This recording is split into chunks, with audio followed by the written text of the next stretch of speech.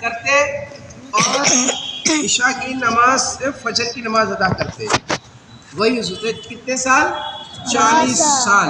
تو ہمارے غوث پاک رضی اللہ تعالیٰ عنہ، اور وہ غوث پاک رضی اللہ تعالیٰ عنہ آپ نے سنا ہوگا کہ 16 یا 18 سال کی عمر میں علم دین کے لیے اپنی والدہ سے اجازت لے کر ہمیشہ کے لیے آپ نے رخصتی لے لیتے ہیں. آپ کی والدہ ماجدہ کیا تھی؟ ولیہ تھی. کون تھی؟ ولیہ. اللہ کی ولیہ تھی نا.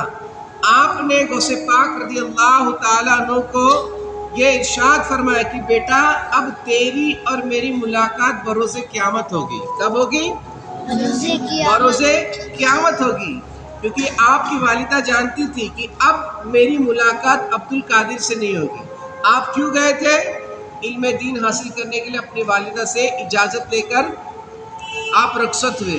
تو بتانے کا مقصد یہ ہے کہ ہمارے غوث پاک رضی اللہ تعالیٰ درس دیا کرتے تھے. غوث پاک درس دیتے آپ فرماتے ہیں کہ میں درس دیتا رہا یہاں تک کہ میں قطبیت پہ فائز ہو گیا. تو آج جو درس ہوتا ہے، جو قرآن پاک سے محبت کرتے ہیں، اللہ پاک ہمیں غوث پاک کا صدقہ عطا فرمائے.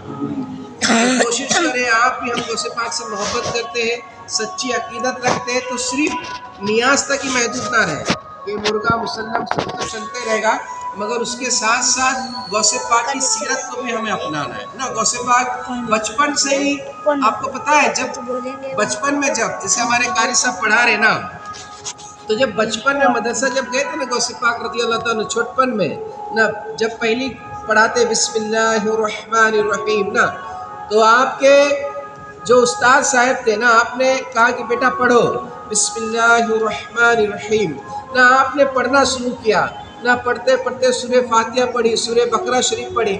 پڑھتے 18 پارے آپ نے پڑھ کے سنا دیا. کتنا؟ 18 پارے نا. الحمدللہ. تو استاد صاحب نے آپ سے ارشاد فرمایا بیٹا اور پڑھو. تو غوث پاک نے فرمایا کہ بس میری والدہ کو اتنا ہی یاد تھا. یعنی چھوٹ پن میں آپ نے 18 پارے حفظ کر لیے. کب حفظ کیا تھا پتا ہے کسی کو؟ جب آپ کی والدہ کے پیٹ میں جب آپ تھے نا، تو آپ کی والدہ 18 پارے کی حافظہ تھی، اور صبح کے وقت میں غالباً آپ کی والدہ تلاوت کرتی تھی. غوث پاک پیٹ میں رہ کر سن کر 18 پارے حفظ کر لیے تھے.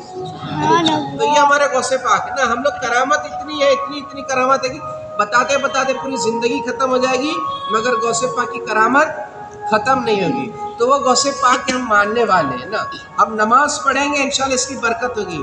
غوث پاک فرماتے ہیں، ایک واقعہ ہے عرض کرتا ہوں اس کے بعد رخصت ہو گئے، کہ ایک خاتون آئے نا، کچھ گھر والے آئے غوث پاک کی بارگاہ میں اور عرض کیا کہ حضور یا سیدی ایسا کچھ بتائیے کہ ہمارے گھر میں برکت چلے گئی ہے. کیا چلے گئی ہے؟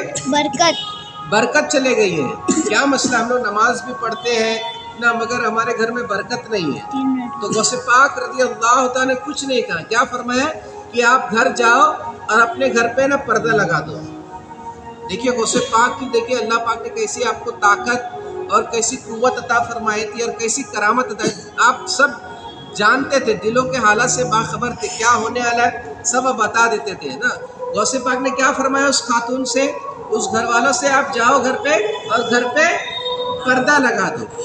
کوئی وظیفہ نہیں بتایا نہ، کچھ نہیں بتایا، صرف کہا کہ گھر پہ جا کے پردہ لگا. وہ گھر پہ گئے اور غوث پاک کی فرمان پہ عمل کیا. غوث پاک نے جو فرمایا آپ نے عمل کیا، گھر میں جا کے پردہ صرف لگا دیا.